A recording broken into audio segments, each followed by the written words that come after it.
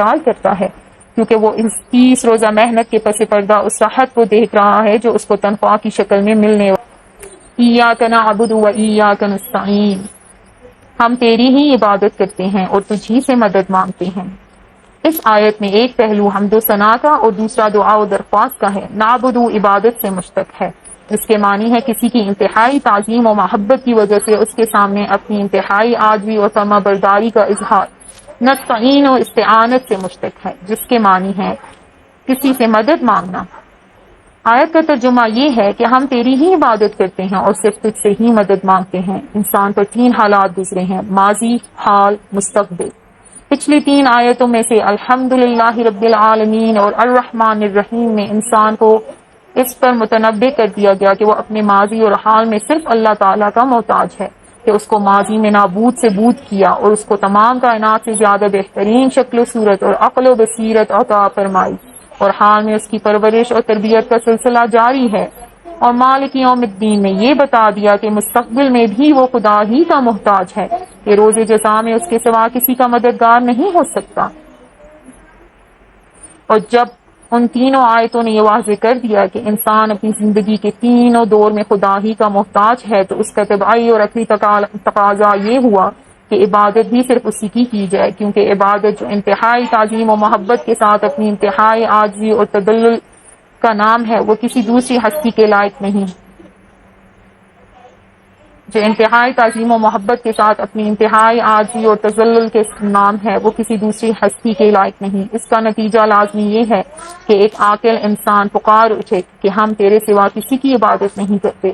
اسی مقتضائے اتباع کو ایاک نعبد میں ظاہر فرمایا گیا ہے، اور جب یہ معلوم ہو گیا کہ حاجت روا صرف ایک ہی ذات اللہ کی ہے، تو اقتضاء عقلی و طبعی یہ ہے کہ اپنے کاموں میں مدد بھی صرف اسی سے مانگنی چاہیے۔ اسی اقتضاء عقل و طبع کو وَإِيَّاكَ نَسْتَعِينُ میں ذکر فرمایا گیا ہے۔ اس چوتھی آیت میں ایک حیثیت سے اللہ تعالیٰ کی حمد و ثنا ہے کہ عبادت و اعانت کے لائق صرف وہی ہے،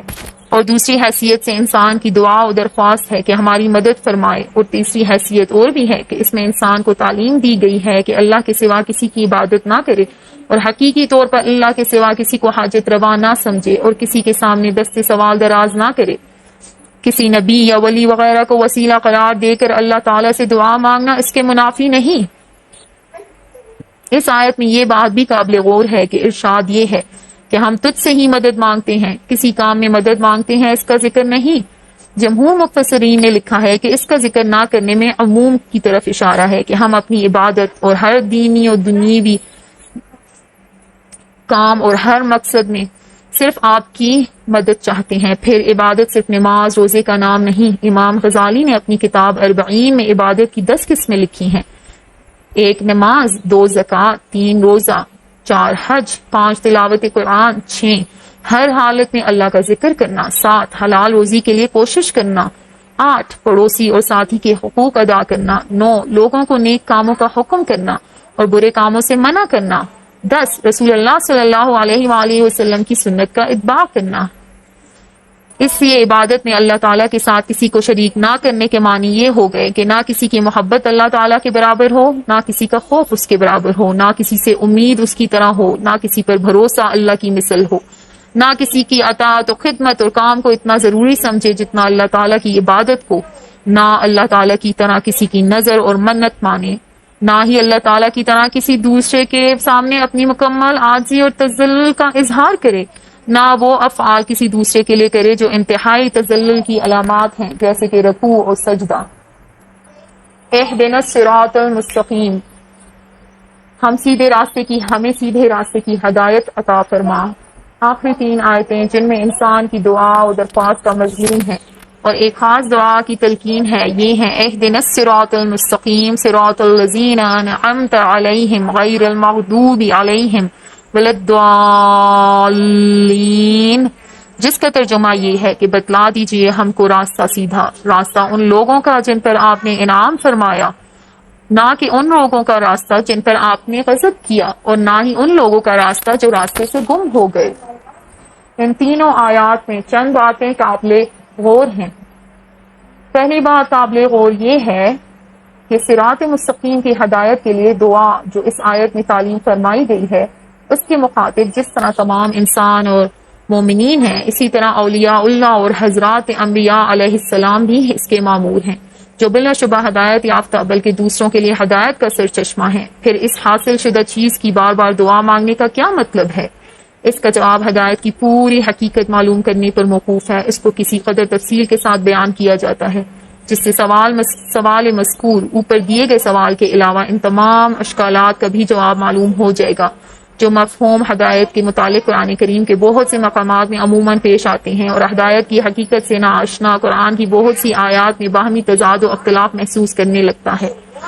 لفظ ہدایت کی بہترین تشریح امام راغب اصفہانی نے مفردات القرآن میں تحریر فرمائی ہے، جس کا خلاصہ یہ ہے کہ ہدایت کے اصلی معنی ہے کسی شخص کو منزل مقصود کی طرف مہربانی کے ساتھ رہنمائی کرنا، اور ہدایت کرنا حقیقی معنی میں صرف اللہ ہی کا فعل ہے، جس کے مختلف درجات ہیں۔ ایک درجہ ہدایت کا عام ہے جو کائنات و مخلوقات کی تمام اقسام، جمادات، نباتات، حیوانات وغیرہ کو شامل ہیں۔ یہاں آپ یہ خیال نہ کریں کہ ان بے جان بے شعور چیزوں کو ہدایت سے کیا کام، کیونکہ قرآنی تعلیمات سے یہ واضح ہے کہ کائنات کی تمام اقسام اور ان کا ذرہ ذرہ اپنے درجے کے موافق حیات و احساس بھی رکھتا ہے، اور عقل و شعور بھی۔ یہ دوسری بات ہے کہ یہ جو ہر کسی نوع میں کم کسی میں زیادہ ہے، اسی وجہ سے جن اشیاء میں یہ جوہر بہت کم ہیں ان کو بے جان بے شعور سمجھا اور کیا جاتا ہے۔ احکام الہیہ میں بھی ان کے ضعف شعور کے آثار کا اتنا اثر آیا کہ ان کو احکام کا مکلف نہیں بنایا گیا۔ جن مخلوقات میں حیات کے آثار تو نمایاں ہیں مگر عقل و شعور نمایاں نہیں، ان کو ذی حیات جاندار مگر بے عقل و شعور کہا جاتا ہے، اور جن میں حیات کے ساتھ عقل و شعور کے آثار بھی نمایاں نظر آتے ہیں ان کو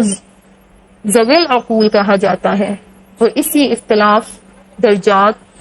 اختلاف درجات اور عقل و شعور کی کمی بیشی کی وجہ سے تمام کائنات میں احکام شریعہ کا مکلف صرف انسان اور جنات کو قرار دیا گیا ہے کہ ان میں عقل و شعور بھی مکمل ہے، مگر اس کے یہ معنی نہیں کہ دوسری انواع و اقسام میں حیات و احساس یا عقل و شعور بالکل نہیں، کیونکہ اللہ تعالیٰ کا ارشاد ہے وَإِن مِّن شَيْءٍ إِلَّا يُسَبِّحُ بِحَمْدِهِ وَلَٰكِن لَّا تَفْقَهُونَ تسبیحہم، یعنی کوئی چیز ایسی نہیں جو تعریف کے ساتھ اس کی پاکی بیان نہ کرتی ہو، لیکن تم لوگ ان کی پاکی بیان کرنے کو سمجھتے نہیں ہو۔ اور سورۃ النور میں ارشاد ہے أَلَمْ تَرَ أَنَّ اللَّهَ يُسَبِّحُ لَهُ مَن فِي السَّمَاوَاتِ وَالْأَرْضِ وَالطَّيْرُ صَافَّاتٍ كُلٌّ قَدْ عَلِمَ صَلَاتَهُ وَتَسْبِيحَهُ وَاللَّهُ عَلِيمٌ بِمَا يَفْعَلُونَ،